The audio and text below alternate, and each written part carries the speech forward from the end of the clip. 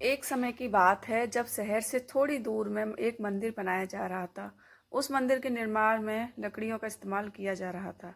लकड़ियों के काम के लिए शहर से कुछ मजदूर आए हुए थे।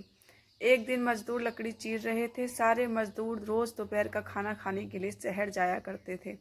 उस दौरान 1 घंटे तक वहाँ कोई भी नहीं रहता था। एक दिन दोपहर के खाने का समय हुआ तो सभी जाने लगे।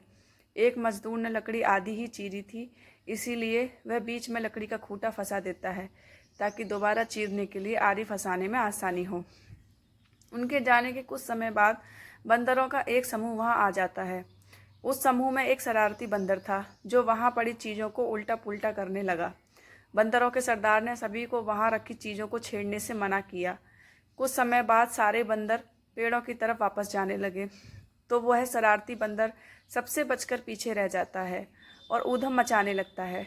शरारत करते करते उसकी नज़र उस अधचिरे लकड़ी पर पड़ती है जिस पर मजदूर ने लकड़ी का खूंटा लगाया था।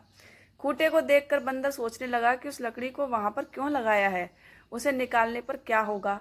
फिर वह उस खूंटे को बाहर निकालने के लिए खींचने लगता है।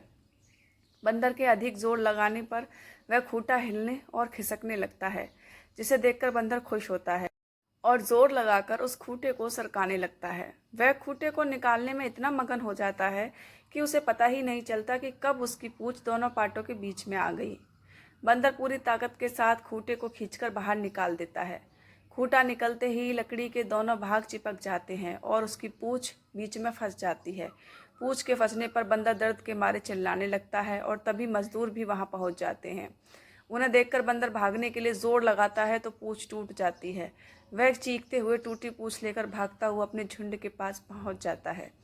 वहां पहुंचते ही सभी बंदर उसकी टूटी हुई पूंछ देखकर हंसने लगते हैं।